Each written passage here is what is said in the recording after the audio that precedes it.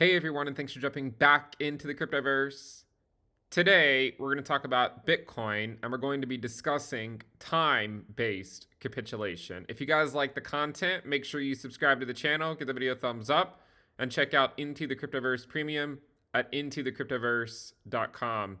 Now, we talked about these bear flags a while back, and we talked about the general expectation in 2022 is that we are just in a bear market and that all of these rallies are nothing more than bear market rallies or countertrend rallies, right? So rather than getting so excited about these moves to the upside, right, the general expectation throughout 2022 is that they would eventually resolve to the downside.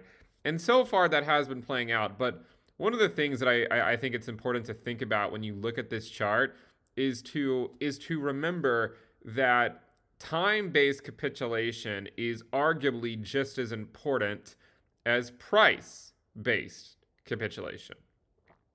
Because as I've said before, it would be easy if the market went down however far it was going to go down in a single day. And I mean, even if it were like an 80 or 90% drop, if it happened in one day and then you could just start investing again and watch it slowly go up, that wouldn't be so bad. The more difficult part of bear markets, in my opinion, it's not the price drawdown, it's the time it takes to get there. Okay? Now, something I've talked a little bit about as well is in bear markets, it can often make fools of the bulls. It can also make fools of the bears, right? And you might say, well, how is that, right? How are the bears foolish? Well, at the end of the day, as we look back on the year, the bears have not been foolish at all, right? I mean, being bearish in 2022 has been the place to, that's basically been I think the most accurate place to be. And I know a lot of people are kind of put off by my bearish view this year, but I would argue it's a more realistic view rather than just blindly telling you something that you want to hear and then a few weeks later we go put in a new low, right? It's better to just sort of be realistic about the situation and look at it that way. Rather than constantly calling the bottom. As I said, the people that call the bottom in 2022 are likely going to make a fool of themselves. And so far that is proven to be the case. Now, one of the reasons I think that throughout the year the bears can seem foolish, even though the macro perspective remains intact, right? Like, I don't think you can argue that the bears have been right. I think they clearly have. But the reason why bears can be made a fool of in the short term is that oftentimes in bear markets, you can actually spend more time going up than down. Look at each of these bear flags, right? Throughout every single one of these bear flags, we had all sorts of theoretical discussions, about whether the bottom is in or not. And a lot of people call for the bottom every step of the way. But I think the reason why I've remained very cautious for a number of reasons is because there's still several indicators for Bitcoin that were developed during a secular bull market that still have not flashed. And I would expect them to flash in a longer S&P 500 bear market. So that's one reason. And then second reason, we still do have a lot of these macro headwinds that lie ahead of us. And so, whether you think the bottom is in or not is almost irrelevant, because the sort of the point is that even if it is in, which it still, is still a good chance that it's not, but even when it is in, you're still looking at a relatively long sideways movement. This is what we saw back in 2015. It's what we saw to 2019 to some extent, although there was a little bit more volatility. But the reason why the bears can feel foolish for a lot of the bear market is because we spend so much time going up and so little time going down. These moves to the downside can sometimes only last a few days or a few weeks. And then you get back into a new range where you slowly start to go up again. And this is the hard part, right? It's where you slowly start to go up again, because the people who say, like, suppose you were wanting to buy this little wick here, then you have to spend 3 or 4 months waiting to get Bitcoin at a price that was as low as that. And in the same way, back over here in May, if you had spent the entire May and early June wishing you had bought this wick, you just have to wait. And so what happens is people, they constantly regret not buying that initial wick. And so time goes by, Bitcoin, the market draws back in more money because people capitulate on a time basis. Not when I say capitulate, I mean they throw their money into the market, right? They're just like, all right, well, I missed the bottom, therefore let me just go ahead and put it in over here before we go put it in new all-time highs. And then right when they make that decision, then we go to new lows. And then you repeat the process, right? I mean, this has happened like 6 times this year already, where, this arguably this was number 1, this was number 2, number 3, number 4, number 5. Everyone always loves how I draw the 5s. And number 6. And the reason why it's so difficult is because, a lot of people, they miss the wick, and then they just have to watch the chart for the next like several months waiting for a lower price. And a lot of times they say, you know what? They give up and they say, all right, I guess the bottom's in. And right when the majority say that, a lot of times then we go down and put in a new low. And then you repeat the process, right? New bottom, bear flag for a month. A lot of people FOMO back in, and then we go to a new low. Capitulation wick.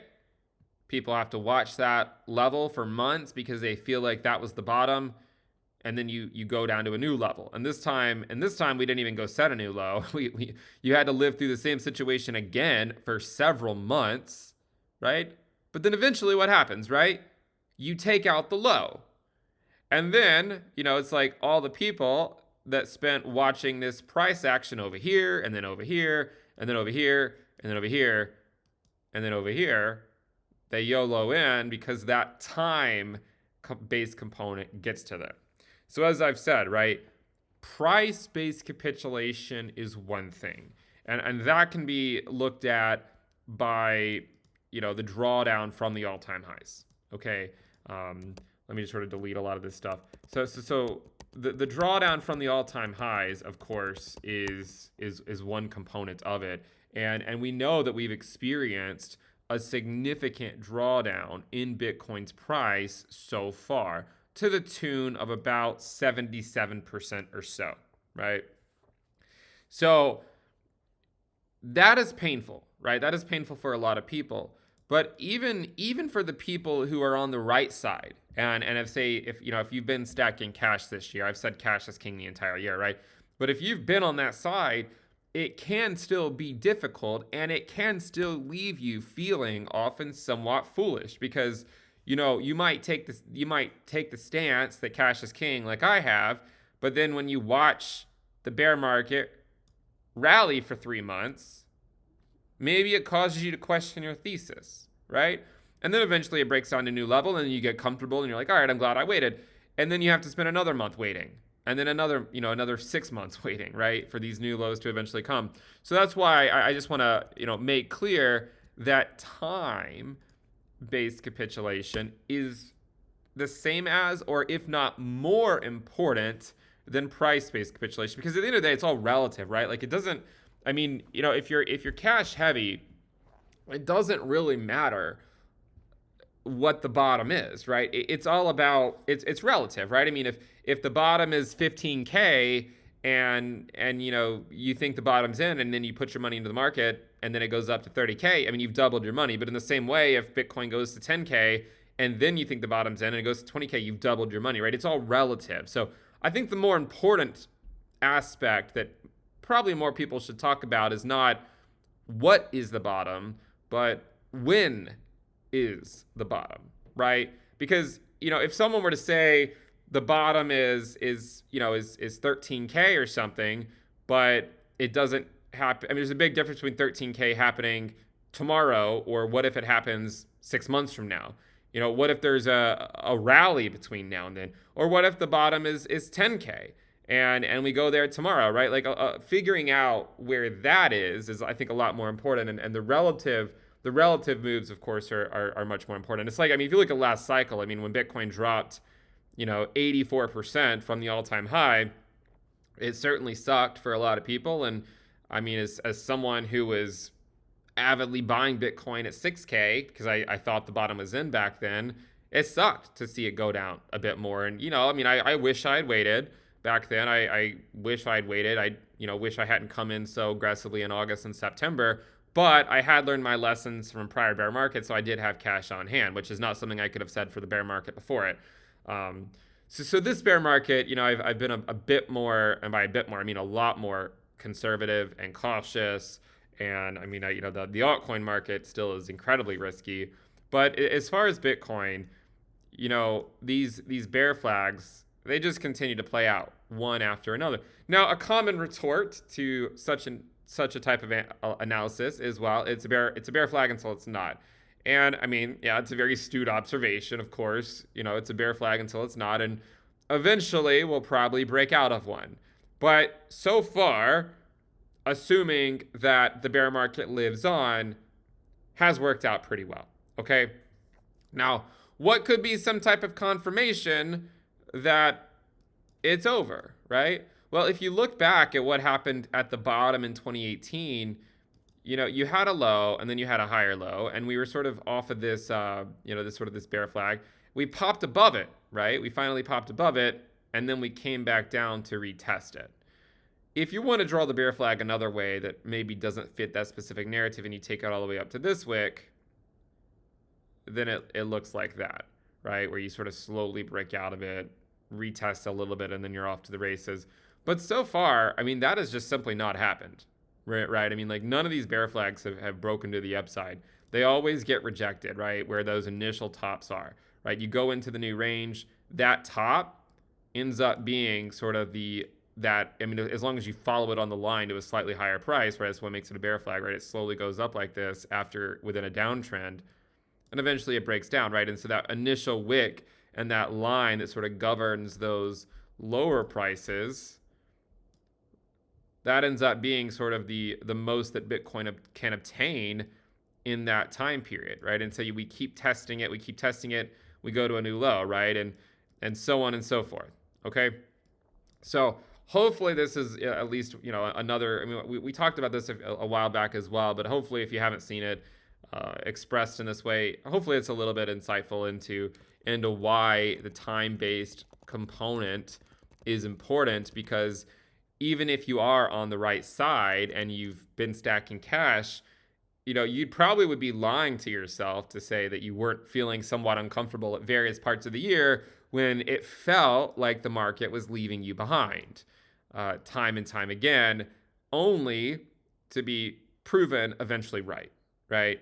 And so that's why bear markets can often make fools of both the bulls and the bears. Obviously, in bear markets, the bulls are the bigger fools because they get so hyped up during every single countertrend rally, and they make fun of the bears, but eventually the bears tend to get the last laugh in bear markets, and the buy the dip crowd, they sort of slowly go away, and they capitulate, and they give up, and then eventually you reach that bottom, and you finally wiped out all the tourists from the space who are just simply the perpetual buy the dip, YOLO into the market crowd. They eventually get purged from the space, and then we begin anew. And it's interesting because by the time we break out to the upside in a sustained way, right? Like in a sustained bull market, by the time that actually occurs, a lot of people are simply not going to believe it's happening, right? Because they're going to have been let down so many times that they will simply refuse to acknowledge that it could possibly go up, right? And that's what bear markets do. They take everything from you if you're not prepared for them. And even if you are prepared for them, they can still take a lot out of you just mentally and just simply waiting and waiting and waiting. So as I've said before, right, 2022, I know inflation is high, but I still think for 2022, cash has been king.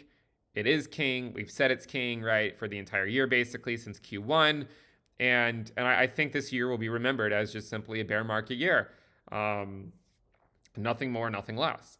As we get further out into 2023, I do think that narrative will slowly start to change, and we will build out a more obvious base that we can hopefully build off of and go into another bull market. But try to stick around, right? The biggest secret to crypto is, I mean, of course, there's all these indicators we can talk about, and I talk about the indicators all the time, right? One of the biggest secrets to crypto is just stick around, right? Like, try not to go anywhere as hard as it might be. It's okay to take a month or two off. I mean, hell, in 2018, I tuned out of the cryptoverse basically from, I want to say, from April or March. It was whenever we got rejected off the 200-day, right? So it was May. So I basically tuned out of the cryptoverse from here until right around here. I just tuned out. I was like, I don't really care, right? It's just gonna, the market sucks for a while. It's gonna suck for a while, and it did, and the last bull market was actually a little bit easier to navigate because it was one more of these like parabolic blow off tops, and therefore the bear market was not actually nearly as difficult. You don't really see the same type of market structure over here as you do over here, right? There weren't as many like bear flags that lasted for like 3 months or a couple months. I mean, it was sort of we go straight up and then we come straight down.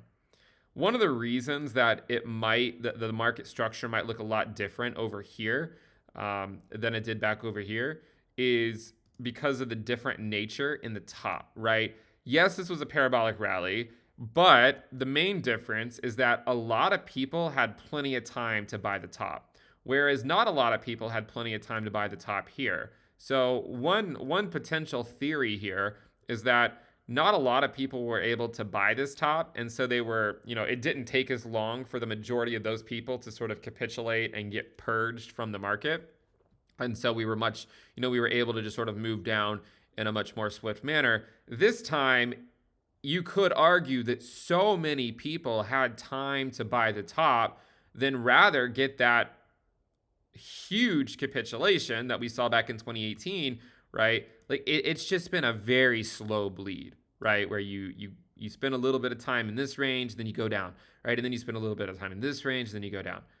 And it's like you're sort of seeing, potentially the people that bought up here, they're just slowly capitulating as more and more events unfold because there's so many more people that bought that top and not nearly as many people that bought over here. And I think that's probably one of the things that make this bear market especially painful, because I think a lot of us would really love nothing more than to just rip the Band-Aid off, right? Like just rip it off and get it over with. Because I mean, I'm sure that if a lot of, more seasoned crypto investors saw something akin, to 2014, the end of 2014 or the end of 2018, where you see that massive capitulation, then I think a lot more people would be willing to jump in with size. I think the real problem that a lot of people are struggling with, especially people who have been in crypto a long time, are that it's like people are waiting for this massive capitulation that just simply has not come, right? And there's no guarantee that it will come. I mean, it could simply be just a slow bleed